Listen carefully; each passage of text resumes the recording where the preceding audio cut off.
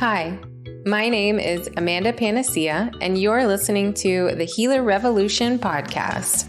This is a community for self-healers, biohackers, practitioners, and any other helping professionals. You're in the right place if you're seeking conversations about how pain becomes passion, the connection between physical, energetic, mental, and our spiritual self, finding your body's ancient wisdom, the latest biohacking technologies, clinical research, and if you just want to nerd out about complex biochemistry and quantum physics. But this is also for entrepreneurs who seek infinite abundance and a supportive community. So pour a cup of King coffee or Sisters tea and let's join the revolution. Welcome back, everyone. This is Amanda Panacea, and this is the Healer Revolution podcast. Today, I'm really excited to interview Sheila Silverio. She is the founder of 12 Houses of Health, and I'm really excited because she combines some of my favorite types of testing as well as astrology.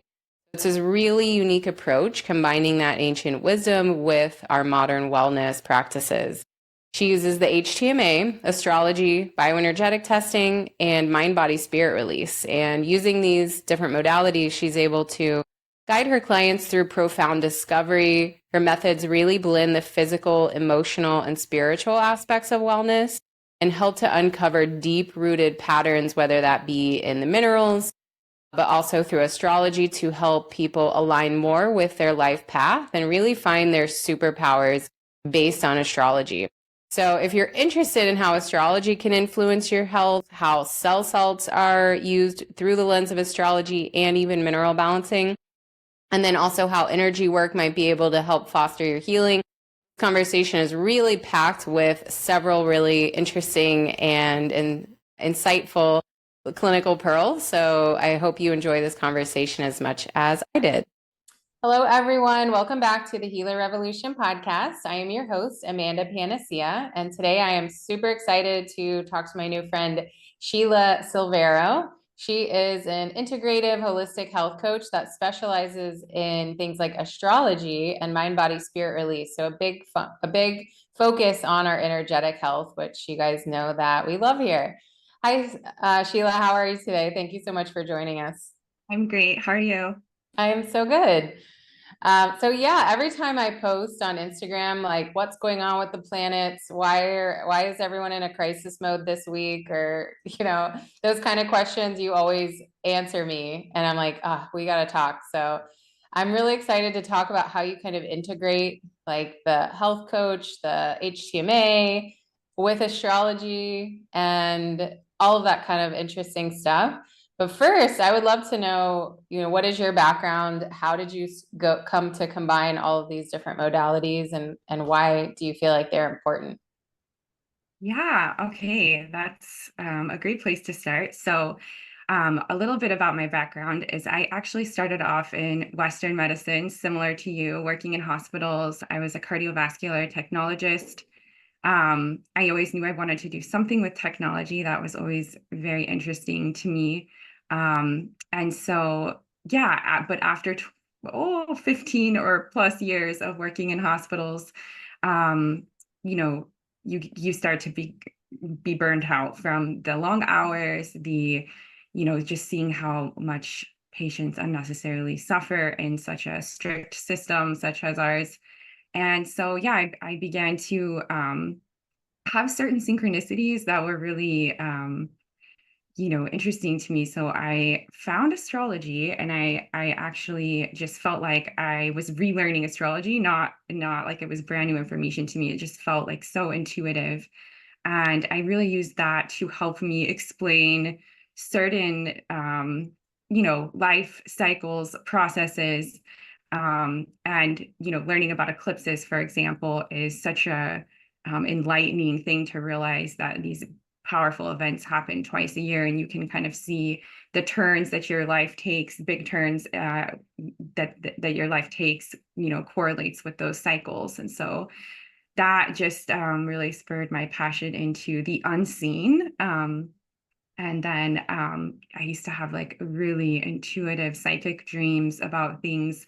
And that just led to my passion about looking outside of the box, like, herbs and homeopathy. And of course, dealing with my own chronic illness journey that really fuels your fire for going down all the rabbit holes of what's not mainstream. And eventually, over the years, I've just collected a lot of different tools that have helped me the most. And, bringing that forward to try to help others like me, of course. That's why we're here. Yes, very much so. I love that. So when you were kind of having your epiphanies and working in the hospitals, what were some of your wake up calls, like symptom wise? Because, so many of us have that same story where we want to help people, we want to give back, and we choose these helping professions, and we end up in the system that Yeah, just tears us apart and we all burn out. And then there's no good people left in the system, I think is also part of the problem. totally. Yeah, I mean, I think like the nutritional aspects, just watching what patients are served in the hospitals, very sick patients who have maybe just had like open heart surgery and, they're being fed like pancakes and like oatmeal and juice. And that was just so backwards for me. And then just like they skip the basics, like where are the minerals, like where are the vitamins? They just of course go straight to drugs. And yeah, just realizing that and watching the system change, because honestly, like I was working in hospitals starting in 2001, and I feel like there was such a pivotal change in the 2000s of it just becoming more and more of a business model, and it was all for profit. And of course that it's like, how can we be a nonprofit but we're always concerned about our profits? What about the patients? What about what's important for them? So yeah, that's when I just realized you really got to go out of that system to make Mhm. significant progress. Yeah. And in your own life, what were you starting to experience, like health wise, Oh after my, being in that system? yeah, I worked night shift for years. So yeah, Oh. I had a lot of circadian disruption. I stared at blue light screens for 12 hours a day. I wasn't as aware of all of those things. I had, some of the basics already established, but gosh, I wasn't aware of how much that stuff was affecting me. And I started having my own heart symptoms, palpitations. Then you start kind of becoming a hypochondriac. You're like, oh, I have this. You've probably been there. So when Yeah. it was just like sleep, lack of proper nutrition, vitamin, minerals kind of thing. So yeah, burnout. I was in complete burnout mode. Like I wouldn't be able to get out of bed on my days off. I would be so, emotionally drained. I mean, physically too, but really like the emotional burden of that is so hard. Right. Yeah. Yeah. And I love that you brought up minerals, because this is, going to be a big topic for us today, is talking about how important minerals are. Can you explain why they're so important, and why stress and that blue light and all that kind of stuff can really deplete everything, all the minerals? Yeah, it's really like a Rubik's cube. It's not just one thing. Like there's so many facets that are contributing to dysfunction, right? Or disease. So yeah, not having proper minerals, we're sadly all undernourished in this way, just from the deficits in the soil and our nutrition in general. The American diet, the standard diet, is lacking. And so we're all lacking very important minerals, which are the building blocks of our cells. And as you know, if our body doesn't have the proper minerals, it will use metals from the environment and pick those things up. So now, you have a different problem. Not only are you lacking minerals, but now you have heavy metals in place of those minerals. And so this is such a important foundational piece for health and healing in general, is really looking at your mineral status, your food, how many minerals you're getting through not just tracking macros, but tracking minerals is super important. I think, especially for people that are just starting out and thinking about these kind of things, but also supplements are on some level non-negotiable, and that's a hard part, for some people. They just really don't want to do supplements, but there are just certain minerals that we are so foundational that we absolutely need to have in balance, or we will not be well. And yeah, it's just really mind-blowing, the mineral connection. It just seems so simple. Like, it's like, oh, I just need magnesium and some calcium. Okay. But it does take the body quite a long time to balance the minerals, as you know. So you can start putting your attention to it now, but it is not something that's like quickly resolved. Um, but that's like doing the foundational work is so important. So yeah, going back to the minerals and cell salts and however you can support the cells on that level is number one for me.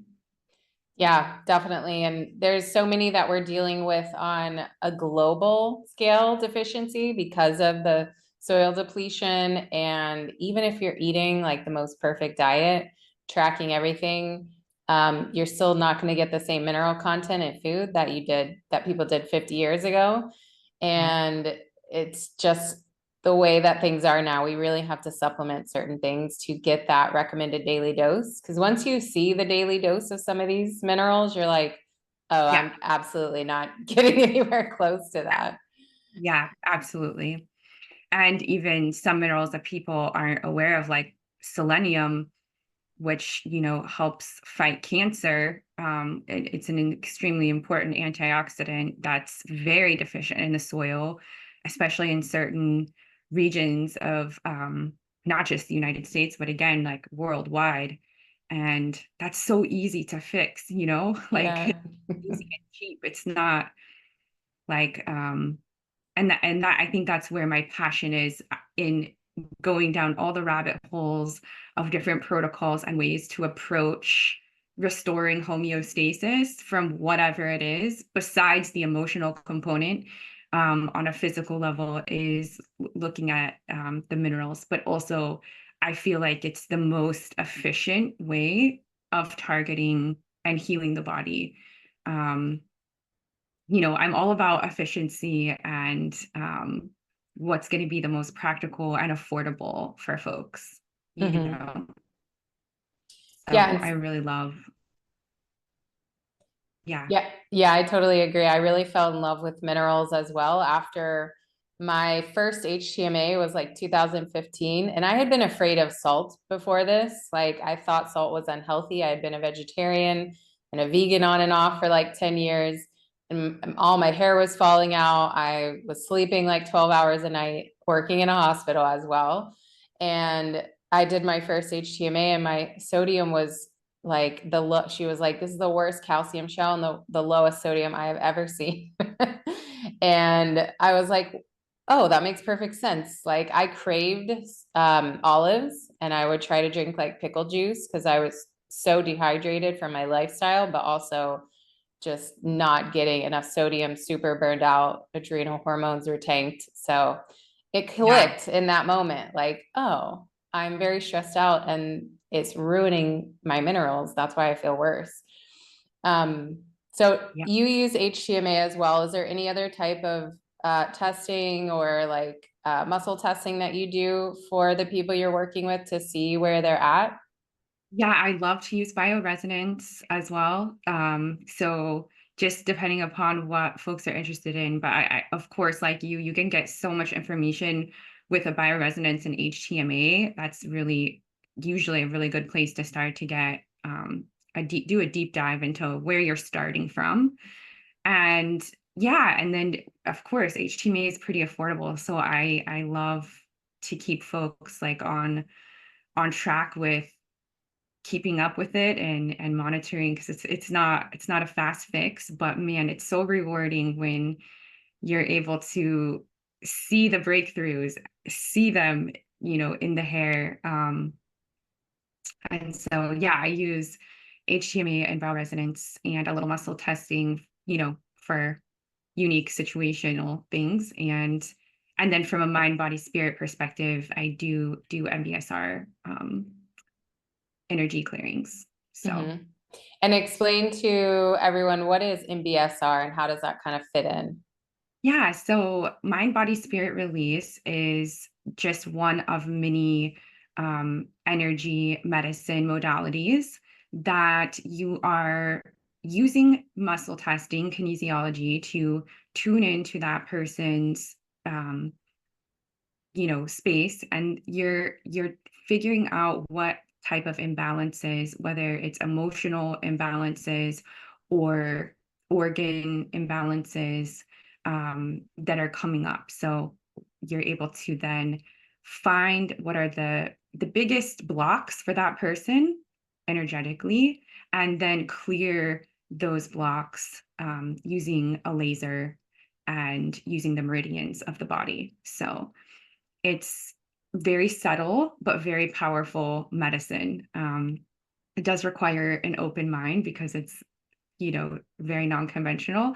But I have been training in energy medicine since like 2011, with some different methods. And I really love the simplicity of MBSR.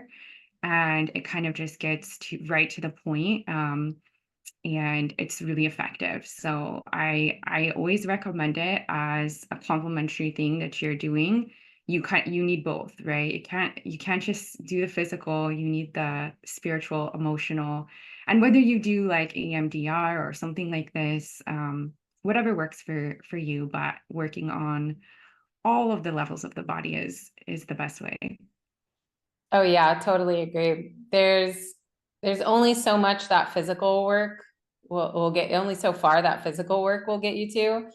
And vice versa. I also think even the energetic work, if we don't have the physical components that our body needs to function. Like I always bring up, remember that movement, the breatharians that thought you could just live on sunlight and Yes, breathing? yes, Yeah. yes, No yes. water. Yeah, nothing. Well, the founder of that was found to be a fraud, obviously. He had been eating the whole time. Hilarious. I mean, theoretically, it could work if we were in like the fifth dimension, but we're Yeah. in a very real, dense space here in the three dimensions. So no, sadly, you do still need to consume food and water. Yeah, Yes. it does take Exactly. have to do the work. Yeah, and it's not just one thing. Yeah, you can't just live in I've tried. I've done both and done both extremes, and it takes a combination of both. And yeah, I mean, that's how you're going to make the best, fastest progress. But that's also why I love incorporating astrology, because that helps folks to see their patterns and their karmic patterns, and that's with you your whole life. And so you can really use that information to your advantage. And it's just so gratifying when it lines up perfectly with what your experience and symptoms are. It's like, oh gosh, somehow that makes it easier because it just makes sense. Yeah. So tell me how astrology fits into minerals. What do they have anything to do with each other? Well, yeah. So the minerals have been correlated with all of the signs in astrology. And there is one major theory by Inez Perry, and her work is where she talks about the time that you spend in the womb. You're getting the adequate minerals for those months, but the months that you were not in the womb for the year, you may be lacking or deficient in those. So, because pregnancy can be pretty much anywhere from like maybe 8 to 9 to 10 months. Yeah, so if you're premature, you're going to be lacking more minerals. But the months that are not covered, the months that you were not in the womb, is what you want to look to, and you can see what salts those correlate with. Um, Mm. so for example, um, Capricorn is calcium phosphorus.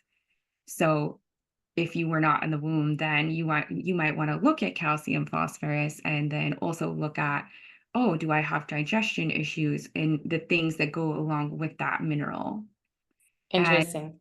and then you can, to help, restore balance using homeopathy, cell salts. You don't need to necessarily do some kind of protocol with those minerals, but you can use cell salts, homeopathy, to, clear that and balance that. So that is where I really love to start people, because it is so effective. And homeopathy is really gentle. So everybody, even kids, do really well with that. Yeah, so what you're saying is, so there's 12 cell salts and they correspond with the months, or they correspond with the The sign, astrology signs. Okay. yeah, the signs. Yeah. So it wouldn't be the exact months, because the signs usually run from like the 20th or the 21st to the 19th. So it's Mhm. kind of in the middle. Um, but yeah, so you can track, and I have a blog on this on my website too, so you can look at the graph, and all of the cell salts, and where they correspond, and then you Mhm. figure out, yeah, which ones you would need. And that's a really good place to start, and again, like, correlating the symptoms to see, how that works out for you. Got it. So if I'm a Virgo born September 3rd, I would need like Libra, Scorpio, and Sagittarius, whatever cell salts those correspond with. Right, Okay. exactly. Exactly. Yeah. So you would look at silica, for example, and see, does this resonate, all three of those, and just go through to see, um, which one you resonate. And obviously, I usually muscle test this too, just to figure out, like, but you can just match it up with symptoms as well.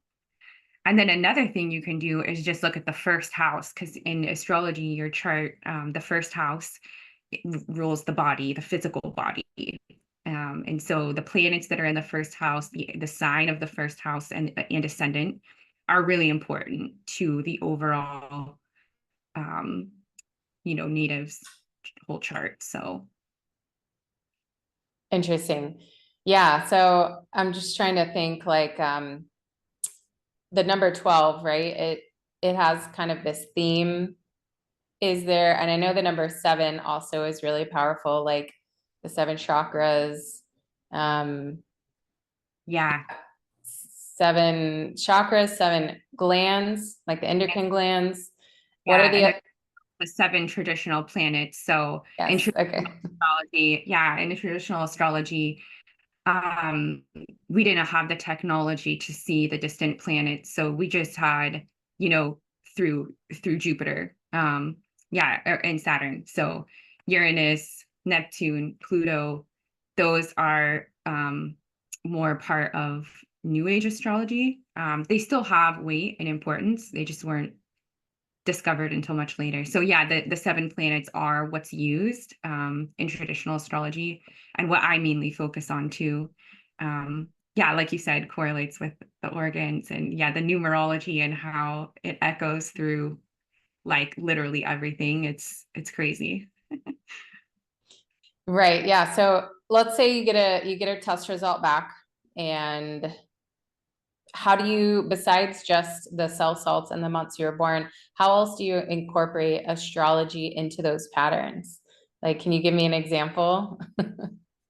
Yeah, so, another thing I like to do is to look at somebody's temperament. And so, going back, traditional astrology started with Hippocrates, Aristotle's time, and they connected the four elements to all living bodies, not just humans.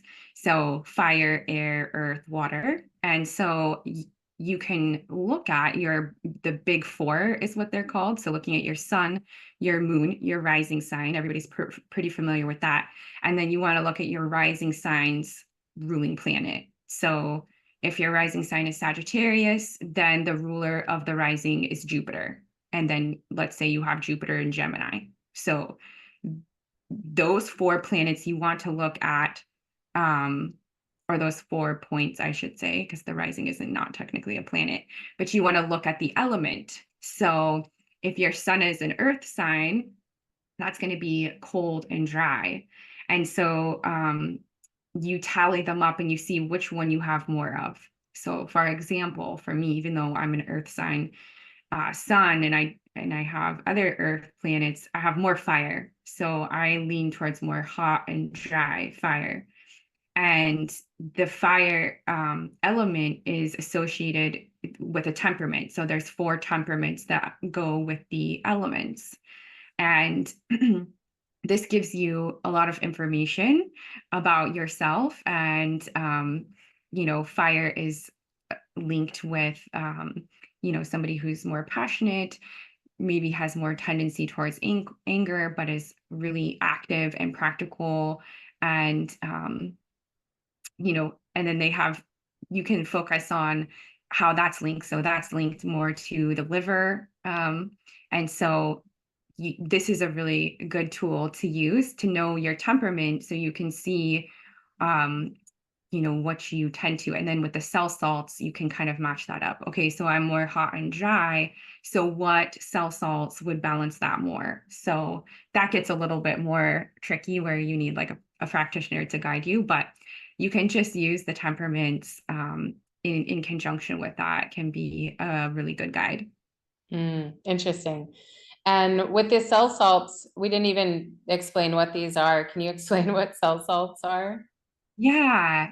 So cell salts are again, it's homeopathy. So it's the imprint, the energetic frequency of those minerals, and so those are taken, 3 to 5 times a day, and or sorry, 3 times a day, at least 5 days a week, and you just want to complete the whole bottle. But yeah, so the different salts correlate with each sign, and there's two diagrams on my blog about this. And the cell salts, so taking something as a homeopathic, how is it designed to help the body? Like, is it repairing deficiencies or like receptor sites? Yeah, that's a great question. So it's actually working on an energetic level. And so we're programming the body to better be able to absorb and handle that particular mineral. So whether it's through supplement or diet. And so, yeah, so that's the importance of the homeopathy, is working on an energetic level, which seems like it's too gentle, or maybe it's not going to do anything, but I see homeopathy move the needle more than when you try to just start with a bunch of minerals. And so yeah, I think that the cell salts prepare the body for that energetic shift to be able then to utilize those minerals from the food and supplements. Yeah, makes sense. And with the rise in like hypersensitivities in the last couple of years and mast cell, I Totally. find using these so much more than Yeah. even some of the supplements a lot of times. Yeah, that's actually what has driven me to use this in my clients. I started just using it for myself. Um, but I've had so many sensitive clients to supplements I wouldn't have guessed that they would be so sensitive to, that Yeah. yeah, for those folks, this is now where I go. And then because I have seen such great success with that, I just decided to start everybody off like this. It is my recommendation to just, start with foundations and in the homeopathy, and kind of get the body energetically prepared for the protocols and all of that. Yeah, makes total sense. And so when somebody starts to work with you, take us through like what that looks like, how you get started with certain things, and how you know what to do, if there's anything else you layer in, any other modalities or anything like that. Yeah, so It depends on, yeah, what you're interested in. If you're more interested in like the spiritual side of things, then I take you into doing, mind, body, spirit release, um, and doing astrology readings to see, what eclipse cycles you're in, what transits are coming for you, basically what season of life you're in. And that's really helpful. And then if somebody is really more interested on the physical healing, then I take them down the path of using medical astrology and HTMA and bioresonance to kind of get to the root.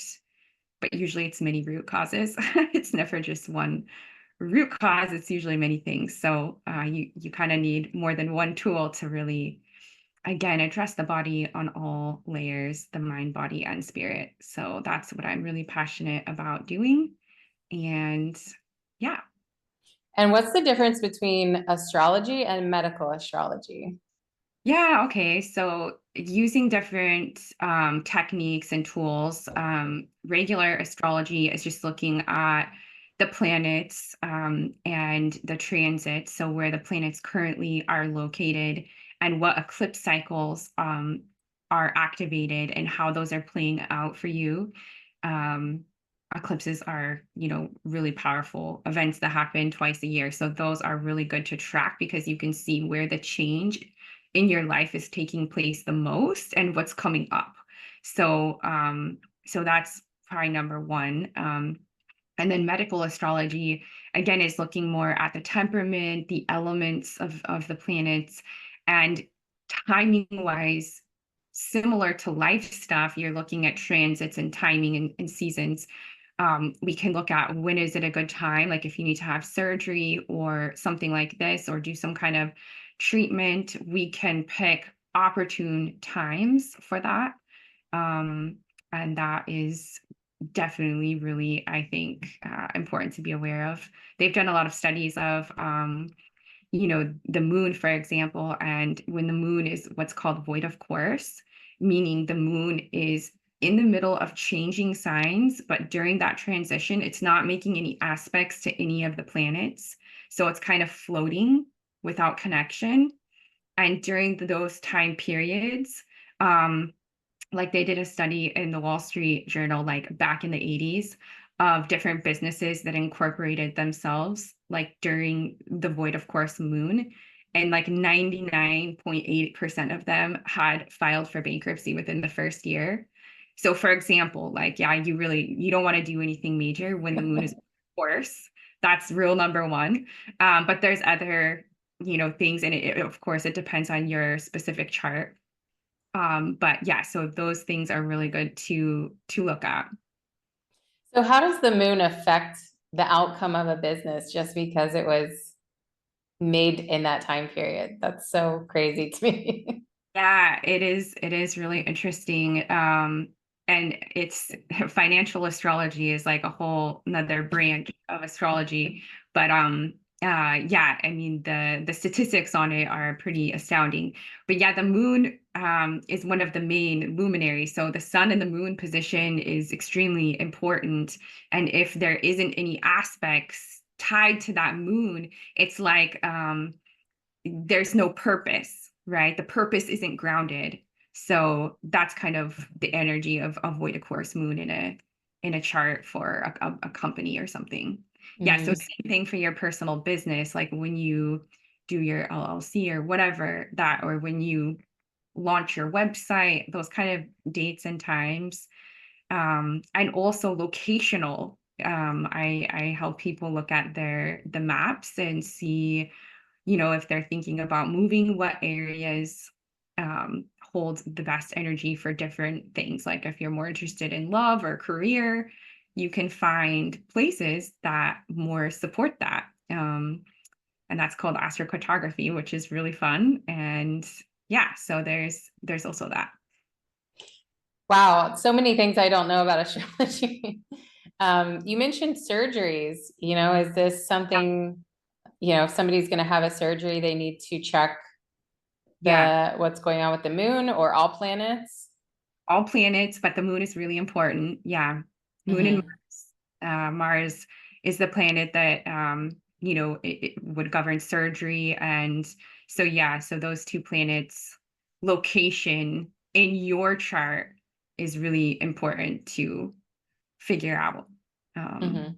yeah, so I do a lot of those readings, like Yeah. And yeah, just to optimize things. And sometimes you can't get the perfect dates. It's not about finding the perfect dates and having an anxiety attack because you can't get the perfect dates.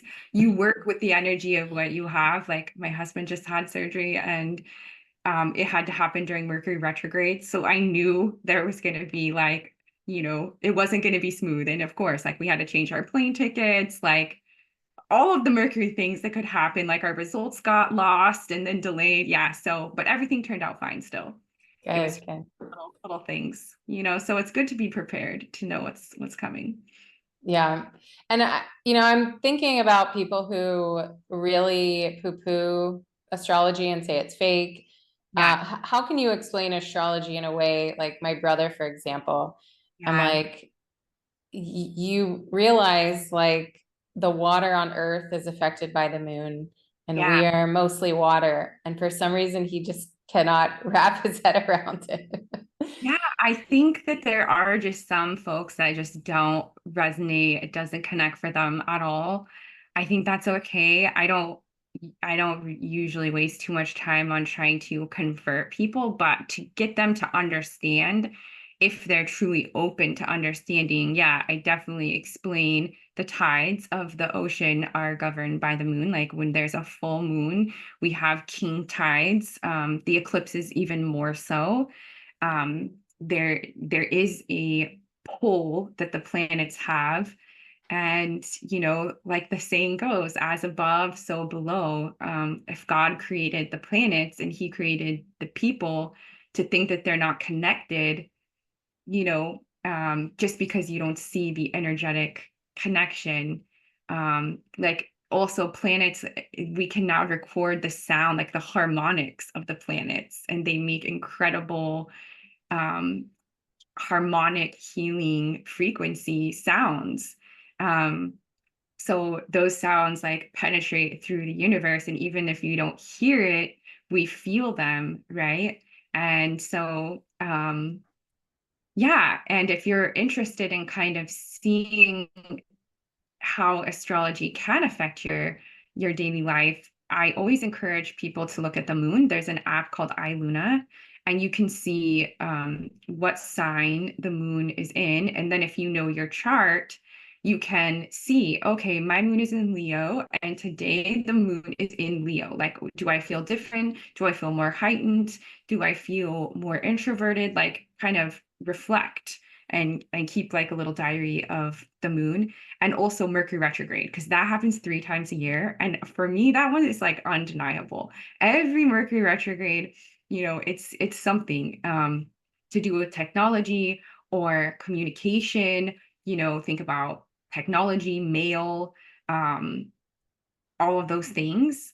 It's a time period where um, you can have frustrating events that come up around those topics. So like delayed flights and lost results that are like really important. All of those things. Your car breaks down or your computer stops working. And it's not meant to be looked at as negative, like, oh, all these bad things are going to happen during Mercury retrograde. No, it's just they're typical, very typical during that time period. And it's actually really a good time to see how you are more mentally introverted. You're more in a revisionary process and period. So Mercury retrograde is so good to track if you're kind of a skeptic, just to see the themes of the things that are happening during those 3 weeks, right? Mhm. Yeah, and I also think, when I try to explain it to people, I don't know hardly anything about astrology except for like the main foundational things. But I try to explain like we see such a small spectrum on the visible like Yeah. light color scale. Yeah. And can you imagine all the things that we cannot see? Like we already know about radio waves, microwaves, and that kind of stuff, but there's there's so much more we still don't even know about. We don't understand how things sometimes are measured, or we just don't even know that they exist probably. And I think Right. we're still trying to figure out all of that stuff out. Like, why does astrology work? How does the frequency of Mars affect us? Like, there's so How many questions still. all of those things, it's also connected. And um, yeah, I think either you're open to those concepts, or you're one of those people that need to see it to believe it. Um, and the only other way that I've really seen people change their mind is because 2020 was such a big event. I gave a talk, like I think it was December or January, like 2019. And I was talking about how there was going to be a global crisis of some sort that would reset the world as we know it. And it would really affect the government systems. And I had a lot of skeptics at this talk. And then literally 2 months later, the whole world shut down. And I was getting a ton of messages like, oh my gosh, I remember what you said. This happened. I can't believe it. Did I say that there was going to be a pandemic? No, but I said basically everything else. So, and a lot of astrologers did, because, the patterns in the planets are there, whether you can read them or not. Yeah, so Yeah, super fascinating. So what are some of the upcoming events for 2025? Can you give us a hint for the rest of 2024? yeah, 2024 going into 2025. 2025 is going to be more intense than this year has been. Just looking at a global level, economics wise, I think spring, especially when the eclipses in spring start in 2025, um, it'll be really interesting to see what happens then. But I am suspicious of some kind of collapse or some kind of recession on some level. We'll see how that plays out. But yeah, the eclipses are we're right now in the middle of an eclipse portal. So we had Pisces lunar eclipse yesterday. So if everybody saw the full moon, then depending upon where you're at in the world, you could maybe see a partial eclipse. But the next eclipse that's happening is October 2nd, and that's going to be a solar eclipse.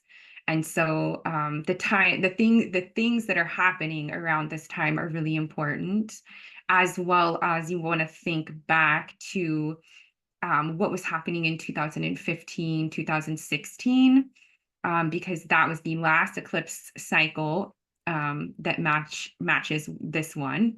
So you can see similar themes possibly in your life. And I know that this is a time to make kind of really on a soul level, make those changes that you're wanting to make. So the eclipses kind of help facilitate that. It's like, oh, if you're in a relationship that's not supportive, and the eclipse is hitting your chart in any way that's touching, your personal planets or the angles of your chart, like ascendant or descendant, those eclipses are going to be more powerful for you.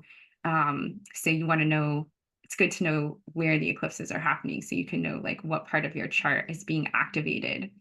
And so, yeah, so eclipse portal. And then I say spring 2025 is going to be like the most interesting time of next year looking ahead. Interesting, because me and my boyfriend are planning on hopefully traveling out of country and then coming back and buying a house.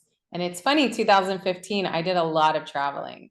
I have not been traveling the last couple of years because of illness and business and all that stuff. So that's funny. It does I got mirror to look that. at your chart and see where the ninth house is. So Okay. yeah, that's what would be like associated with international travel. Hmm. Okay, I'll send it to you. Definitely. I would like to know. Yeah.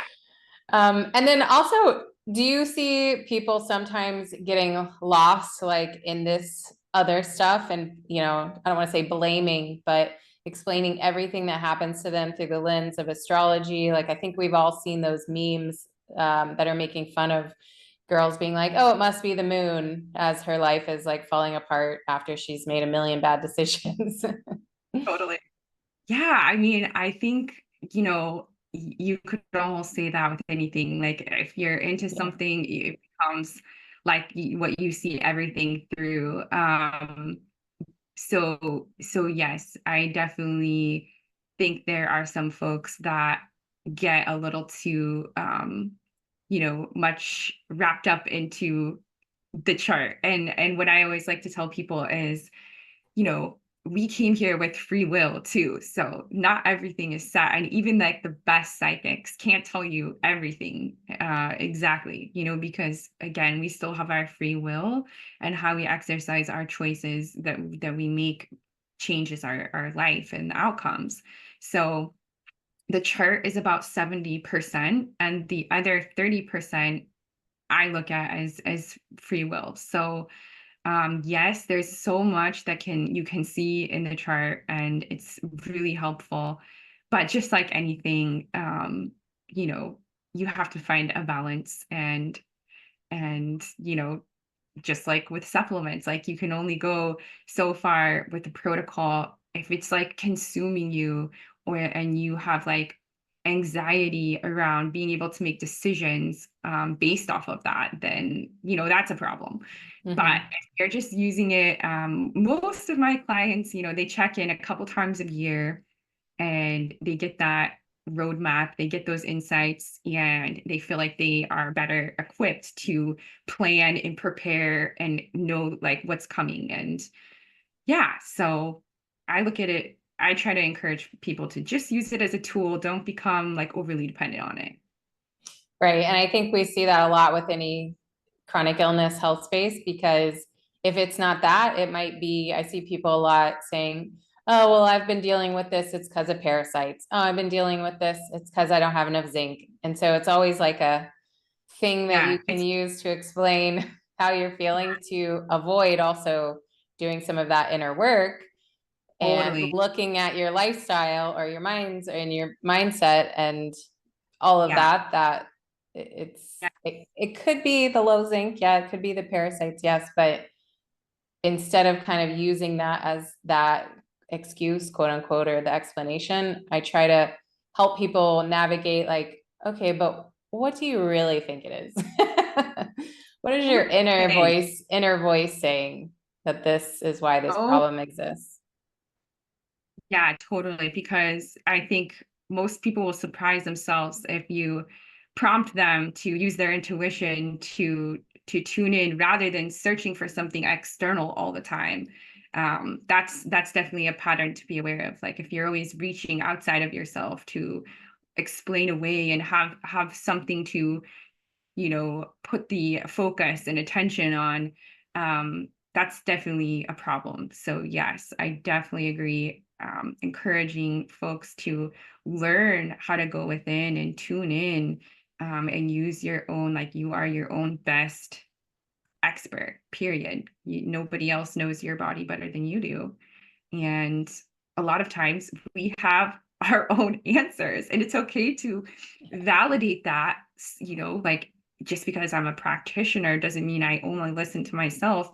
I definitely see other practitioners to get outside input. That's healthy. But yeah, when you're overly dependent upon reaching for things, that's something to definitely be aware of. Yeah, definitely. And we all have our blind spots, so doing it all by Right. yourself is extra hard.